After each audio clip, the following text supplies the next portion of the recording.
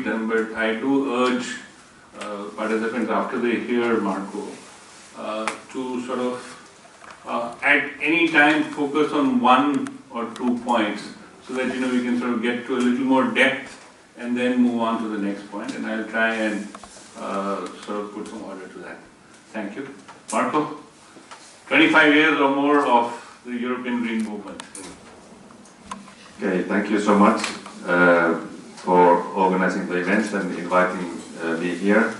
And I think it's really good news that this esteemed think tank has taken the environment as one of its themes, because I think already what has been said here, it's quite very clear that that we are at the crossroads vis-à-vis the environment, that if we let the current trends continue of climate destabilization, loss of biodiversity, increasing pollution, then this will become a very hard place for humans to live.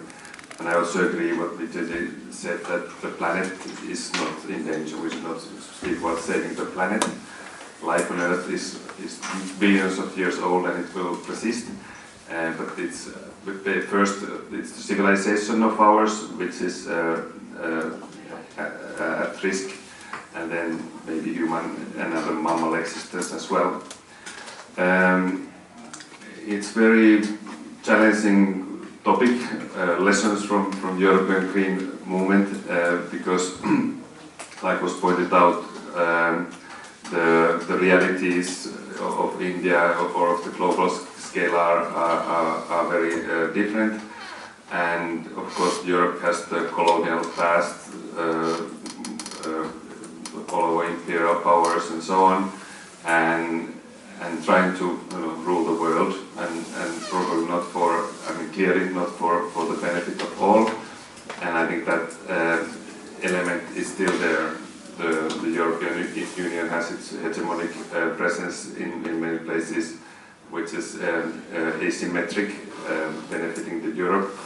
And therefore I think it's very, very necessary to have this kind of view that of course we can learn, we all can learn from each other, but then look at the power hierarchies built in. And briefly, I think what has happened in Europe and in other industrial countries is that the local environmental problems have been addressed through quite strict regulation and often very much against the will of the related businesses, for example. So if we look at clean air, clean water, land contamination and things like that, then yes, in Europe and other industrialized countries things have improved. And this relates a little bit to the debate which was introduced, I think, in '92 in the Rio conference on the Earth Summit, where World Bank floated this idea of Kuznets curve. Kuznets is an American economist that had this curve that in the early phase of industrialization things happen in this way, and then mature differently, and then again. So with the idea that yes, when industrialization is young, pollution is plenty and it will increase until some point, but then when the societies become more rich, more resourceful, then the pollution is checked and it will decline. And like I said, in local environmental problems, this kind of trend can be seen, that as modernization goes on, then pollution is and other environmental concerns are addressed to some extent.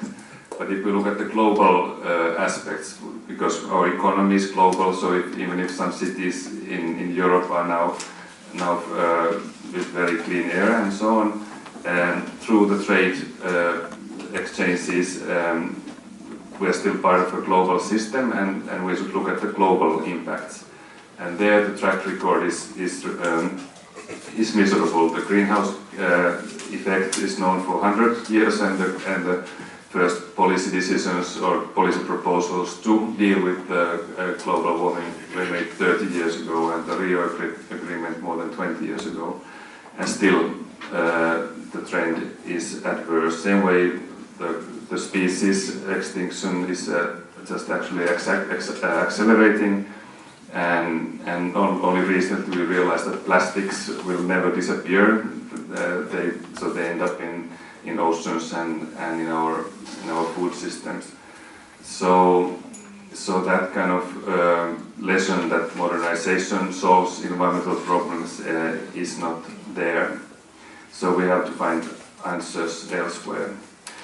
But anyhow, so let me go through the European experiences, and I think many people would date the beginning of the green movement to the revolutionary year of 1968, when there was this youth radicalism actually all over the world, with left inclination, very strong anti-authoritarian tendencies, and so on.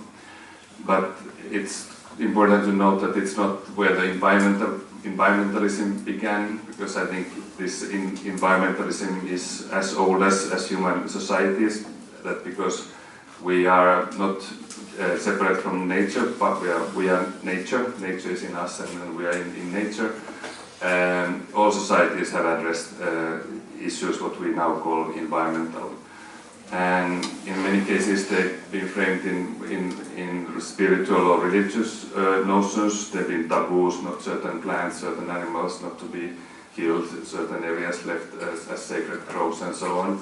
And I think the Vishnois, for example, is one set belief system which has been quoted in this context. So basically managing the commons in a sustainable way. But then also when private property was there, like of kings and rulers, then they kept some forest for their hunting grounds and so on. So in a way this kind of conservation tradition all the way to modern national parks is there. And in culture also the environment is an age-old theme, and recently there was a very nice article by Asim Srivastava Tagore and his play Mukta Dharna, Waterfall from 22, which actually had very many themes which have been part of the environmental debate ever since. And even responses to modern environmental sort of crises predate this 68. That, for example, in London there was the pea soup fog of 52, where actually people died of the air pollution right and there in hundreds, and then related diseases in thousands. And the first Clean Air Act is actually from 56 in the UK. So this kind of responses by modern administration, modern regulation have been there. But anyhow, what is then particular about the green movement, I would say that it's or at least the radical stream of the green movement, that it tries to address the causes of all these problems as well. And this is because of the sort of all-encompassing nature of the radical movements of starting in the 68. And of course also those being born then, but they had many of them had origins already during the 50s. And interestingly enough, Gandhi has been an inspiration for many of those movements. Because if we think what are the so-called new social movements that surfaced in 68, there's the peace movement, there's the movement for international solidarity supporting the liberation struggles of European colonies and so on. And in many of them, well, Gandhi, of course, has throughout been sort of the beacon of peace, and the Indian spearheading the anti-colonial struggles. But also on environment,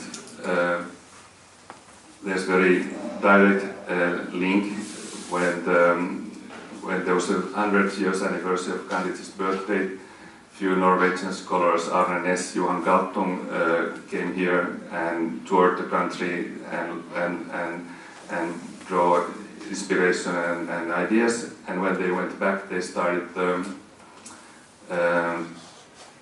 first ecological satyagraha in Europe, which then became a very dominant feature of the green movement. That Norway was building waterfalls, water hydroelectric dams, even on great waterfalls, and they staged this kind of civil disobedience on this Marko dam after having taught Gandhian civil disobedience at the university for the students. So this kind of civilizational links in the environmental movement are there and should be recognized more. So 68, the movements really shook the establishment, and environmental organizing started.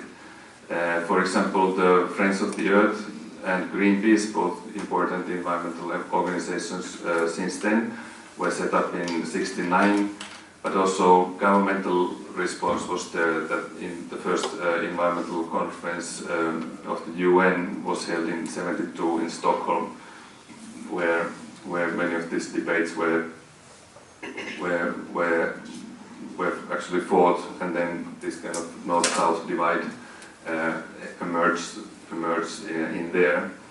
But also the business people reacted. The Volkswagen Foundation commissioned a report which was then published as Limits to Growth, which really alarmed or raised this alarm that non-renewable resources are non-renewable, that if they're used to the end, then they are not longer available.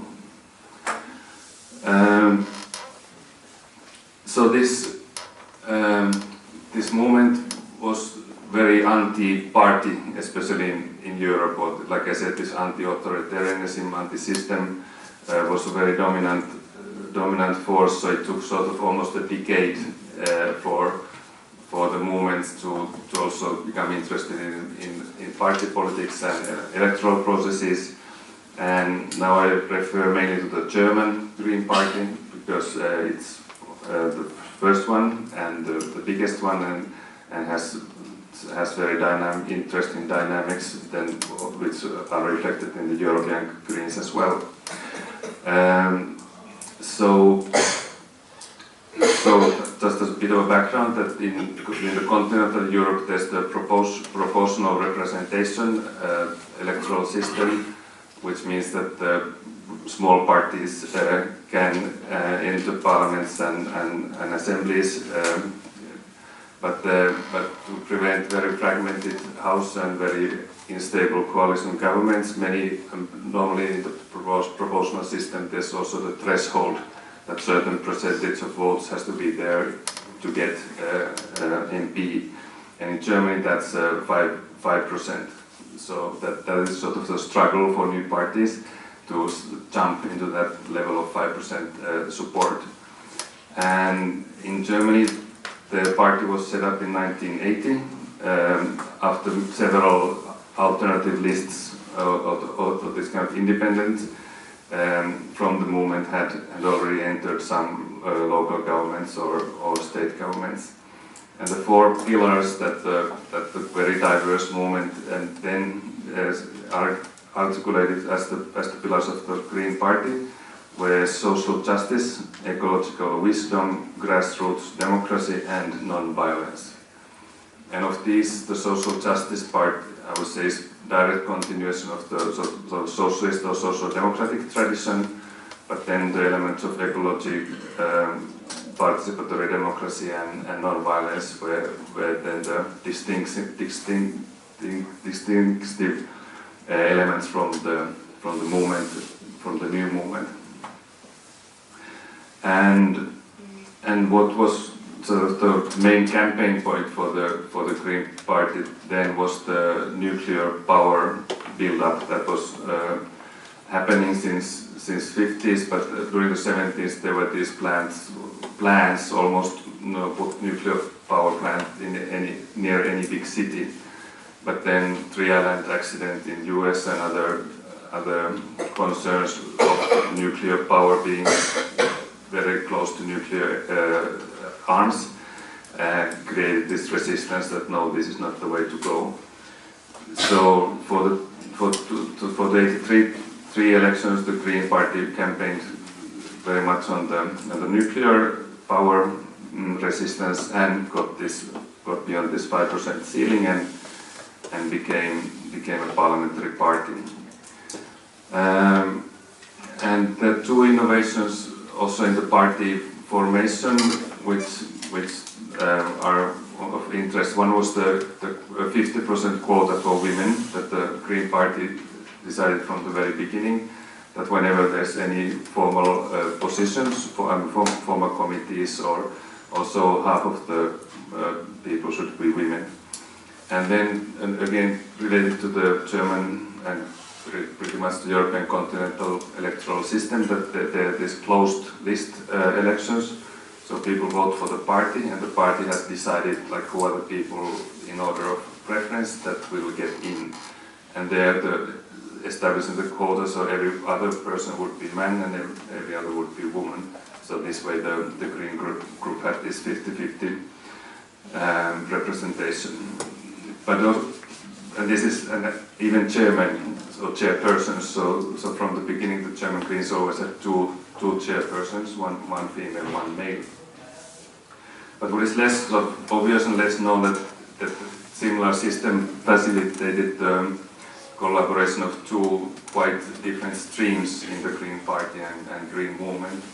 That there's sort of the radical faction called Fundis, or the fundamentalists, and which could also be called maybe eco-socialists. And then the realos, the realists, which would be more like social democrats with ecological upbringing. So in the system of sharing places in the elections and sharing representation in the leadership, this kind of almost 50-50 quota was established between these two factions. And I think that's one thing that has sort of kept the party floating, because either of the two factions alone would never reach the 5% threshold, and then it also builds an inner dynamic, a little bit of power struggle, but ideological debates as well.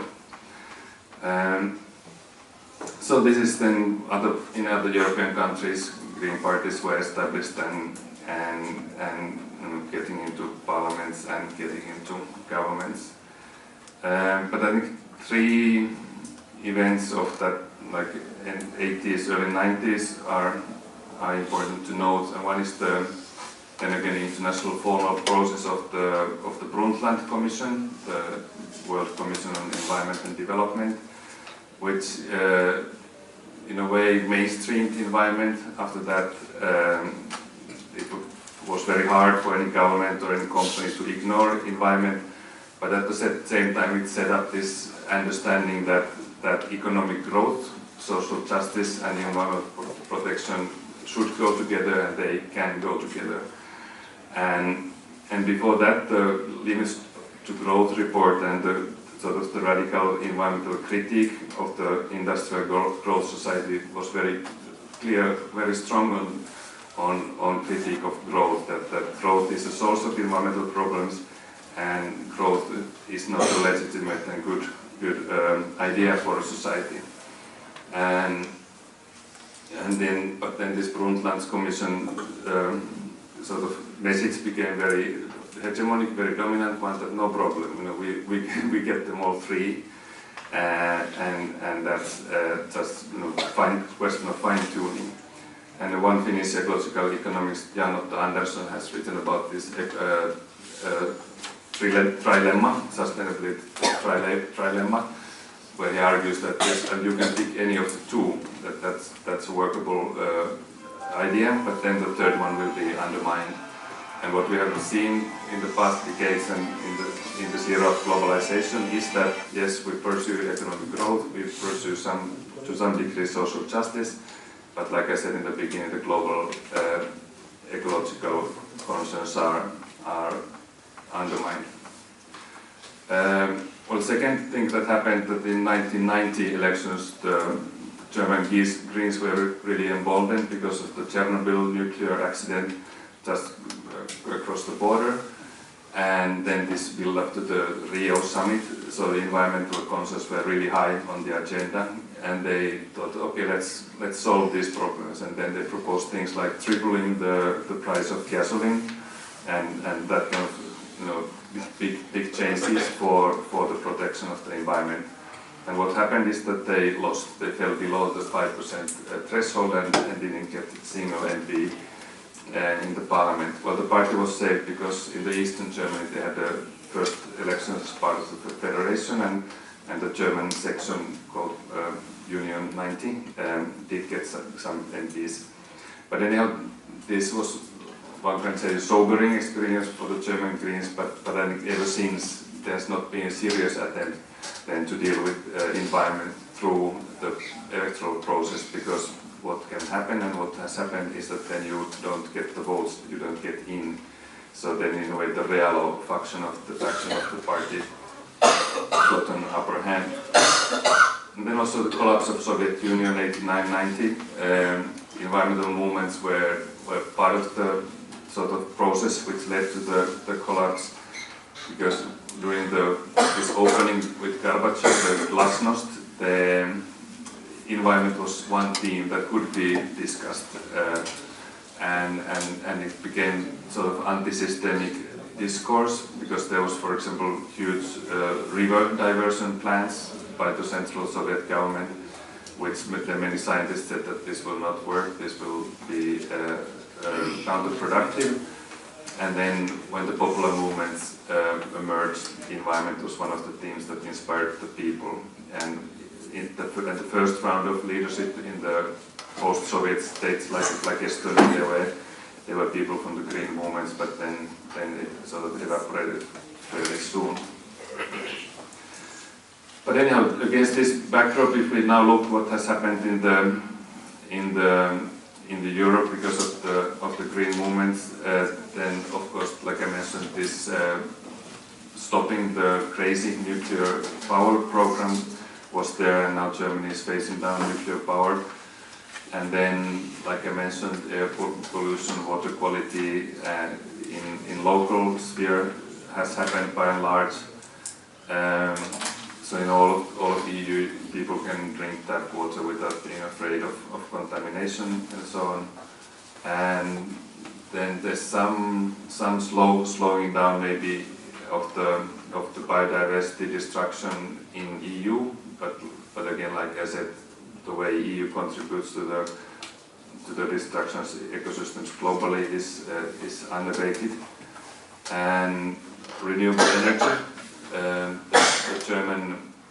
When German Greens were again in the government, they fought for this feed-in tariff for wind and solar power, and that really changed the sort of production dynamics of those technologies and brought down the prices. And now wind and solar power are more or less competitive with the conventional sources globally.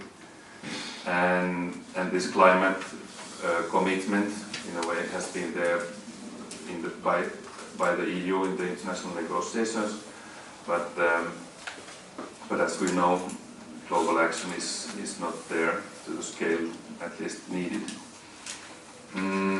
Well, now we have European Parliament elections in May 2019, and the Green Party was first one to finish its manifesto work. Actually, it was led by my party comrade Oras Tynkkynen, who spent maybe 2 months in India. Yes, we said it some 15 years ago. So maybe we can try to trace if there's any influences there. But the four main elements in the manifesto, the first one is environment. So the Greens are clearly, well, in a way, all parties nowadays have environment on their agenda, so one cannot say that they're distinct, but the emphasis, the consistency, and the readiness to put also corporations in check if the environment is there. And second element is the social justice principle, and there it's quite close to the social democrats. And then thirdly, there's the commitment to democracy, which nowadays is actually, and it's a political stand, like in the in the EU there are governments which are saying that no, these democratic institutions and principles are not really that important. But maybe what is more interesting is that what is not there, like what is maybe missing in the Green Manifesto. And one thing is for example capitalism. You don't find the word at all there. Although if we think what are the driving forces for the environmental destruction and injustices and so on, then I think capitalism could be mentioned as one of the sources of the problems. And then second is this growth issue, that you don't have any reference to growth in the Green Manifesto, and that sort of compromise between the real fundi divide, that some Greens, especially in the Mediterranean region, they are very clearly for a degrowth, that we have to reduce production, we have to reduce consumption, we have to check our consumption. Also, we have to get rid of this cultural idea of growth or American consumer paradise as the hegemonic idea.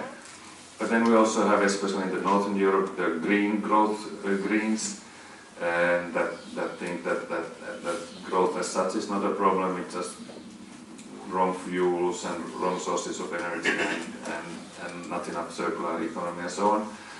And the compromise between the green growth camp and the degrowth camp is to be silent on growth, which in a way is an achievement. Like social democrats, they are for sustainable growth and green growth and so on.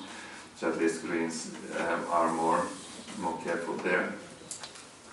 But now to conclude, I think the unfinished agenda has to be revived also in the European Green Movement.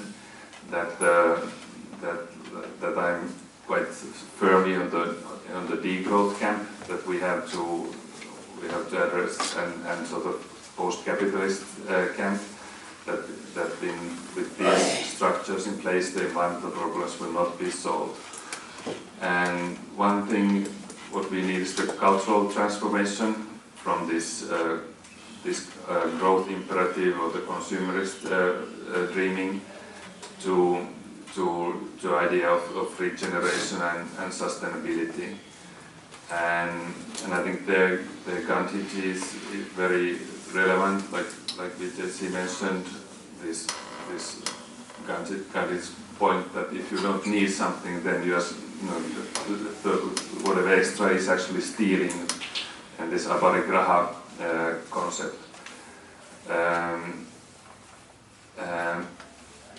And secondly, the political transformation, because I see capitalism not so much as an economic system, but as a political system where the capital has the ultimate say, has the highest power. And this is what happens by and large in the environmental politics in Europe, that we have lots of very good proposals, and then the corporations say no, and then the politicians say okay. And then something much milder or roundabout ways are implemented. So we would really have to move from capitalism to democracy, and therein, like Gandhi's concept of Swaraj is something that we can all learn from and we can apply. So this is what I had in mind, and this year, 2019, is the super year of elections in a democratic fashion. There's, I don't know, about 1 billion voters in India and 500 million in the European Union. So I think we should work in this spirit, that it's not only our elections we have to fight, but we have to fight each other's elections, because these problems are global, their sources are global, and this dialogue between the democracies, and hopefully we have good leaderships by June in both countries, or both regions, and can do some